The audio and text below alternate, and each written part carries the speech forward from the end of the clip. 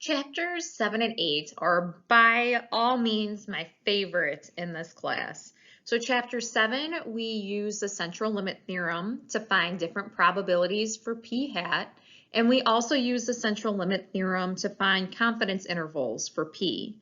In chapter 8, we're going to be doing hypothesis testing. So kind of starting off with a basic example to get the idea of hypothesis testing. A coin is spun on a flat surface. You hypothesize it is more likely to come up heads because that side of the coin bulges out slightly more compared to the tail side. So you want to test if that theory is true. You want to test if it's going to come up heads more often than tails. You spin the coin 20 times and it comes up heads all 20 times. If it was equally likely that the coin stopped on heads or tails after spinning, it would be really unusual to get 20 heads out of 20 spins. So you're saying if I'm spinning a coin, I think it's going to come up heads more often. Now, normally when we think of a coin, we think of 50-50. We think that it should be half the time heads, half the time tails. So notice we have two theories here. We have one that the coin should be 50-50, and we have another one that we're trying to test that says it should come up heads more often. So then you perform an experiment, and your results come up heads all 20 times. Well, if the coin was supposed to come up 50-50 heads and tails, well, it would be really unusual to have a sample that came up 100% heads. This is so unusual that you would conclude that your hypothesis is correct when you said that it's going to come up heads more often. And we kind of discredited the 50-50 based off of the experiment when we ran it. This is the idea of a hypothesis test. So hypothesis testing is a procedure that enables us to choose between two claims when we have variability in our measurements. The null hypothesis, also known as H naught, which is H with like a little sub-zero, is the neutral skeptical statement about a population parameter. Again, we're still working with proportions, so it'll be P. The statement of no change, and it will always contain an equal sign. The alternative hypothesis, or HA, is the research hypothesis. It's the statement about the population parameter that we intend to demonstrate is true. It will always contain a greater than, less than, or not equal to sign. So our null hypothesis is our kind of skeptical neutral claim. Nothing has changed and it always has an equal sign. Our alternative hypothesis is what we're trying to test. So note that our hypotheses are always about parameters. They are not about statistics. You will not find a p hat in any of the hypotheses. So going back to our first example, our null hypothesis is our neutral claim that the coin should be 50% of the time heads and 50% of the time tails. The alternative hypothesis, if P is the proportion of heads, is that P is greater than 50% because it should come up more heads. So the null hypothesis will always get the benefit of the doubt throughout the hypothesis testing. We assume it to be true unless we have enough evidence to say that it's not. We will only reject the null hypothesis when the observed outcome from our sample is extremely unusual if the null were true. So example 1 again. We hypothesize it's more likely to come up heads because that side of the coin bulges out slightly more compared to the tail side. Our hypotheses for this test, our null hypothesis would be that P, being the proportion of heads, would be equal to 0.50. 50% of the time we should get heads. So P again is a proportion of times that the coin comes up heads. Our alternative hypothesis is going to be that P is greater than 0.50, that it will come up heads more often than 50% of the time. That's what we wanted to test. Going a little bit more with hypotheses, in 2014, a Pew poll found 61% of Americans believed in global warming. A researcher believes this rate has declined. State the null and alternative hypothesis in words and symbols. So notice we are just working on the hypotheses right now. In 8.1, we are going to go through all of the pieces of our hypothesis testing. In 8.2, we put them all together.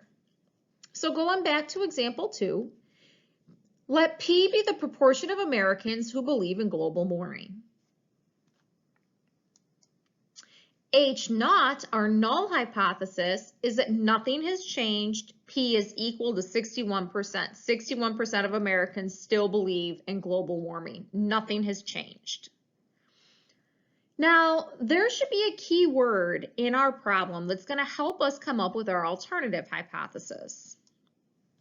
For us in this problem, it's declined. A researcher believes that this rate has declined. That's what they want to test. So our alternative hypothesis is P is less than 0.61 because we want to show that it's gone down. So the proportion of Americans who believe in global warming has decreased would be the alternative hypothesis. Example 3, in 2002, it was suggested that 43% of Americans approved of stem cell research. In 2009, a new poll found 58% approved. Did American opinion on stem cell research really change? Okay, so we have P is going to be the proportion of Americans who approve of stem cell research in 2009. H0 is that P is still 43%. It has not changed since 2002. It is still 43%. And again, looking for keywords this time for the alternative hypothesis. We want to know, has it changed? So our null hypothesis is that the proportion of Americans who approve of stem cell research has not changed. It's 43%. The alternative hypothesis is that it has changed, but if I'm just looking for change, I just want to know that it's not equal to 43%. I'm not necessarily saying or testing that it's increased or decreased. I'm just testing that it's different and that it's not equal to 43%. So the alternative hypothesis is that the proportion of Americans who approve of stem cell research has changed. It's different. Okay, so we've come up with different types of hypothesis tests, believe it or not, just by going through our first few examples. Now, all of our null hypotheses were set up the same way. It was P equals some number. For now, we're going to call that P0. The alternative hypotheses, if I have a two-sided hypothesis test, my alternative hypothesis will be P does not equal P0. It does not equal that same number. And our key words would be that it's changed or is it different? A one-sided left, my alternative hypothesis should have a less than sign. And keywords would be less than or declined or decreased. A one-sided right should have a greater than sign for the alternative hypothesis. And it will be, keywords would be greater than, increased, inclined.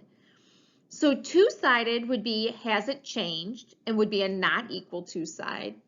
One-sided left should be a less than sign for the alternative hypothesis. And keywords were less than, decreased, declined. One-sided right should be a greater than sign, and keywords would be greater than, increased, or inclined. So example 4, During the previous fiscal year, 30% of a retailer's sales were due to online sales. In an effort to increase this percentage, the retailer has purchased ads on social media sites. The retailer gathers data on types of sales on a sample of 20 days during the current fiscal year. Has there been a change in online sales? So first thing we want to do is write the null and alternative hypothesis for the retailer. Second thing we want to do is determine, is it one-sided or two-sided? And then we want to know what other hypotheses could the retailer have posed. So remember our null hypothesis. If P is going to be the proportion of online sales, we assume that nothing has changed and it is still 30%. So the null hypothesis should be P equals 0.30. Now for the alternative hypothesis, the final question says, has there been a change in online sales? So the alternative hypothesis should be that P is not equal to 0.30 because we're trying to show, has it changed? Now because the alternative hypothesis is a not equal to sign, this is a two-sided hypothesis test. What other hypotheses could the retailer have posed? What other questions could the retailer have asked? Well, going on to our next slide here, the retailer could have asked, have sales increased or have online sales increased? Well, if they asked that question, we would have the same null hypothesis, but the alternative hypothesis would change to P is greater than 0.30 because of the increased. If this was our hypothesis test, this would be a one-sided right hypothesis because of the greater than sign. The other question that the retailer could have asked would be, have online sales decreased? Well, our null hypothesis would be the same, P is equal to 0.30. The alternative hypothesis would be P is less than 0.30 because of the decreased. And because of that less than sign, this would be a one-sided left hypothesis. Now, one-sided left, one-sided right, and two-sided are going to come into play when we are looking for different areas under the normal curve. So it is all coming back together to that normal curve. Example 5, a magician claims he can cause a coin to come up heads more than 50% of the time. A coin is flipped 40 times and 35 heads come up. What is the correct null hypothesis? Looking at our options here, I can automatically eliminate C and D. I can eliminate them because I know my null hypothesis will never have to do with a statistic. It will always have to do with a parameter. Now, the magician is claiming that he can cause a coin to come up heads more than 50% of the time, but we know coins to be fair when we're flipping them, so it should be 50%. So our null hypothesis, our skeptical claim about a coin, would be that P equals 0.50. For the same scenario, what's the correct alternative hypothesis? Again, we can eliminate C and D because of the statistics. In fact, we're really only left with A again because I know that it has to have P and it has to have 0.50. And since he's trying to claim he can cause a coin to come up heads more than 50% of the time, that gives us our greater than sign. So the alternative hypothesis should be that P is greater than 0.50. The next piece to our hypothesis testing is called the significance level. And the technical definition of a significance level is the probability of rejecting the null hypothesis when in fact it is true. So it's the probability of saying the null hypothesis is false from my test, but then somehow I find out that the null hypothesis was actually true and we were wrong. It's the probability of making that mistake. The symbol for the significance level is called alpha, so it's a little a with kind of curly tails at the end. For most applications, a significance level of 0.05 is used. It doesn't have to be 0.05, but it's kind of like our 95% confidence interval was the most common. A 5% significance level is the most common. When working out a whole hypothesis test, the significance level will be given to you. If it is not given to you, it is automatically assumed to be 0.05. Okay, example 6. A teacher is giving an exam with 20 multiple choice questions, each with 4 possible answers. The teacher's null hypothesis is that the student is just guessing, and the proportion of success is 0.25. Suppose we do a test with a significance level of 0.01. Write a sentence describing the significance level in the context of this hypothesis test. Okay, so our null hypothesis, if they're guessing, is that P is 0.25. The alternative hypothesis is they are not guessing, and you would think if they're not guessing and they know the answers, P should be greater than 0.25 because you should get more answers correct. You have a better chance of getting them correct if you study and you're not guessing. So what does this 0.01 tell us? Well, it tells us the probability of concluding that P is greater than 0.25 when in fact the student was guessing is 1%.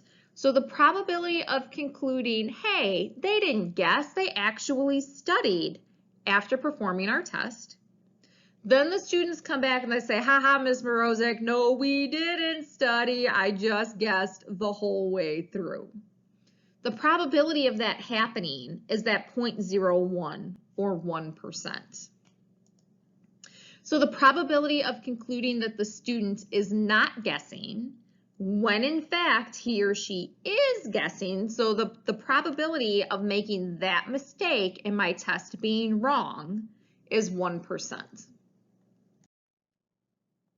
So a retailer wants to know if his online sales have increased from 30% due to purchasing ads on social media. He intends to test these hypotheses with a significance level of 5%, so alpha is 0.05. Describe the significance level in context. Okay, so we have our null hypothesis, P equals 0.30. The alternative hypothesis, he's trying to show if they have increased from 30%, so P is greater than 0.30. The probability the retailer will conclude his online sales have increased, but they haven't, is 5%. So the probability of making that mistake in concluding that the alternative hypothesis is true when it's not is 5%. All right, we're getting a little lengthy in our video here, so we are going to pause at our test statistic. Please take a break, stretch your legs, come back for part 2 of our pieces of hypothesis testing.